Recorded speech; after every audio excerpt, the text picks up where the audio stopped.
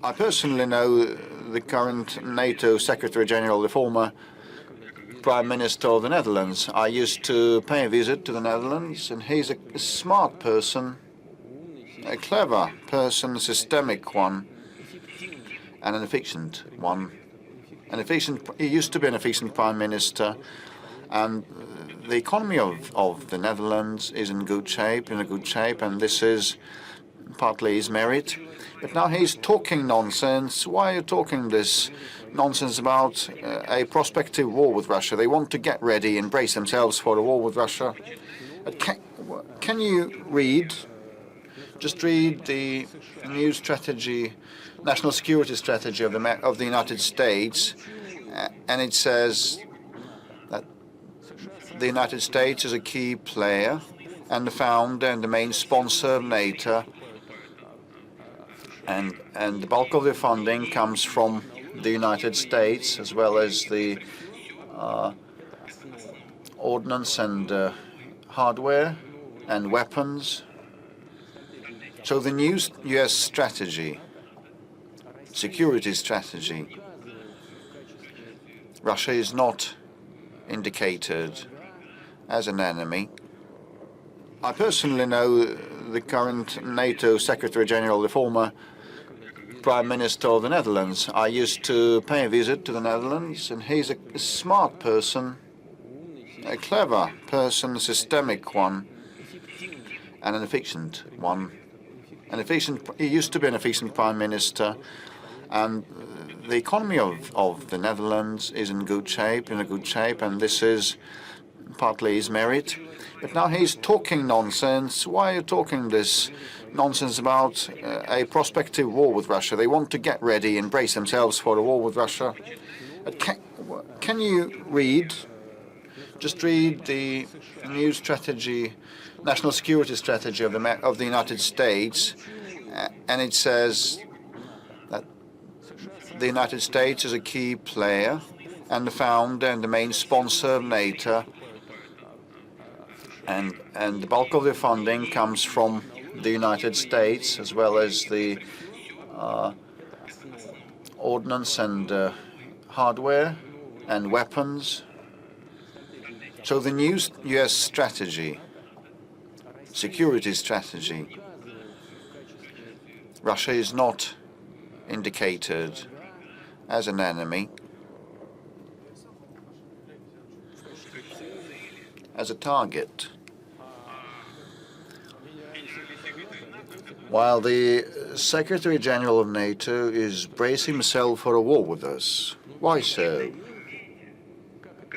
Can he read? You are indisposing NATO against Russia to wage a war with Russia. At the same time, the backbone country of NATO does not consider us to be an enemy. I would question the level of professional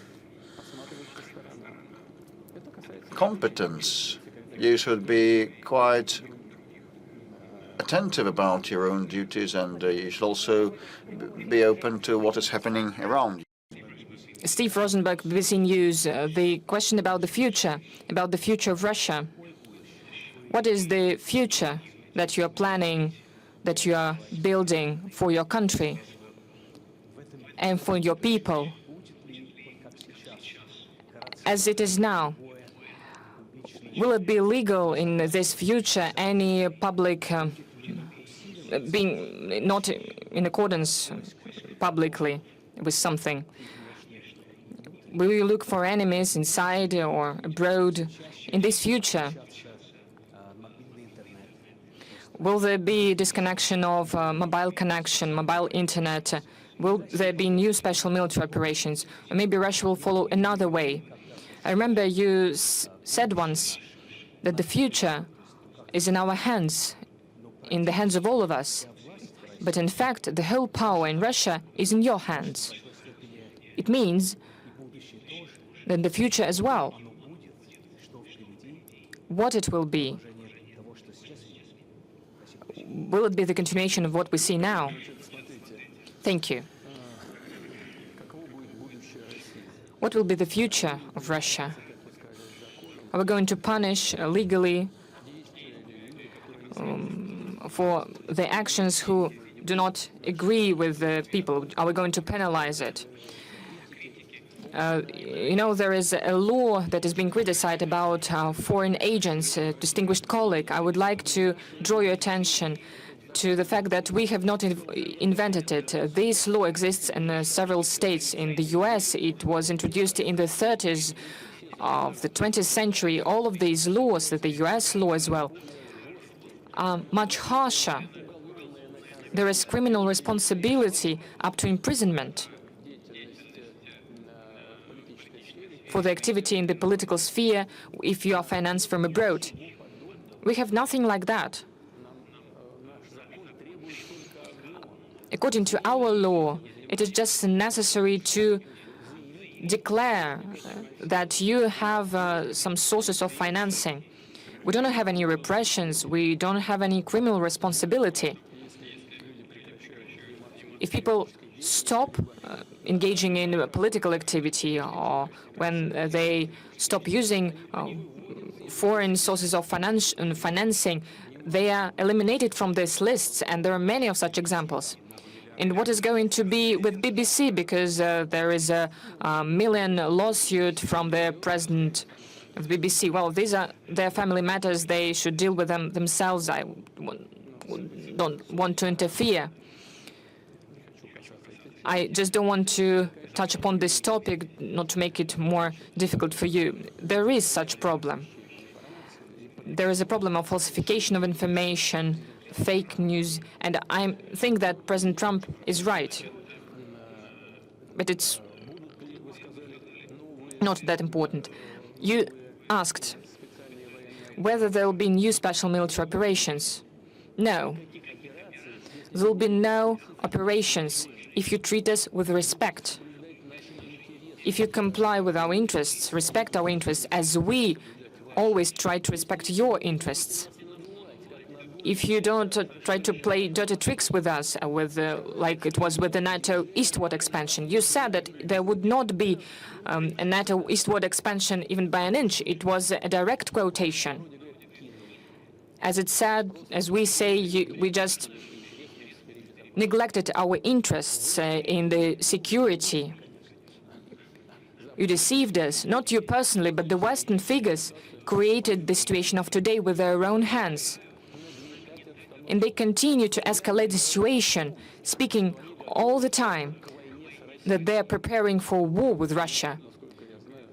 But as far as I know, you live here for many years. But I think you understand it. And those who speak about war with Russia also understand it. Are we truly going to attack Europe?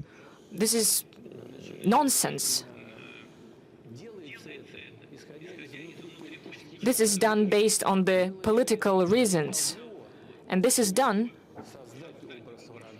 to create the image of an enemy. They are creating an image of an enemy, and they're making Russia the enemy, to hide the mistakes that were made systemically for leaders, for many Western leaders for several years in economy, in the sphere of social policy. Where is this green agenda when we see new coal plants being opened? Nuclear plants were closed and now they're returning to them. This is a mistake after mistake. And they are trying to make Russia an enemy.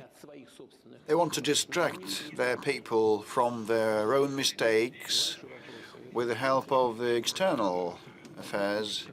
And your questions constitute attempts of similar kind. You said that all the power belongs to me and is in my hands. Well, yes, President of Russia is vested with powers and credentials, and the borderlines of this power are clearly enshrined in our fundamental law, Russian constitution. And when legislative decisions are made, I enact this law by signing them, as in any other country. But I cannot tell you with a firm what proportion. Well, probably a big chunk of these laws is initiated by our MPs, deputies or senators.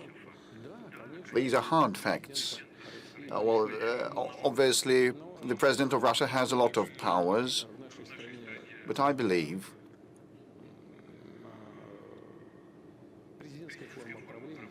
that as this is a presidential republic, this is justified as of today. But in concluding, I must say that we're ready to work with you, work with the United Kingdom, Europe and the United States, but on par,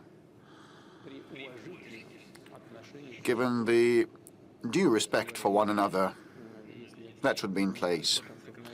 And frankly, incidentally, if we end up there, everybody will benefit.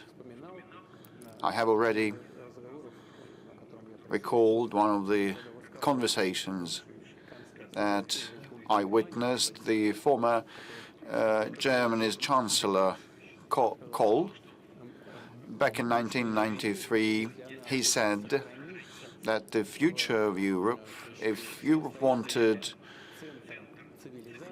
to be preserved as a standalone civilization center, should be together with Russia. And we are mutually complementary in a natural way, and we must work together and make headway, he said. Otherwise, Europe would disappear.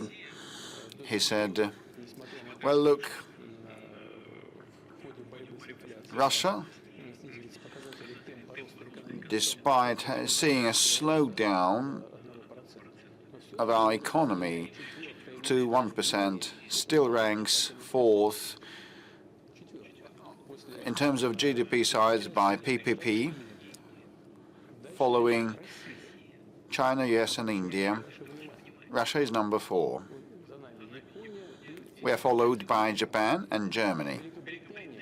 The United Kingdom that you represent today, unfortunately, ranks 8th or 7th or 9th, probably 7th or 8th on GDP size by PPP. But had we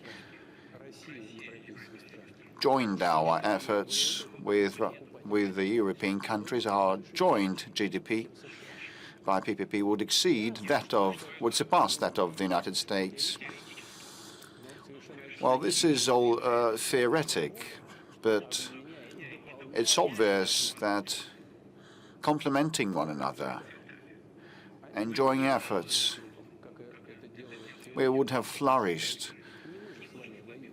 Well, it's you who are waging a war against us, not us. You are waging a war against us with the hands of the Ukrainian neo-Nazis. We're ready to stop that fighting immediately, provided that Russia's security is provided in mid-term and long run, and we're ready to cooperate.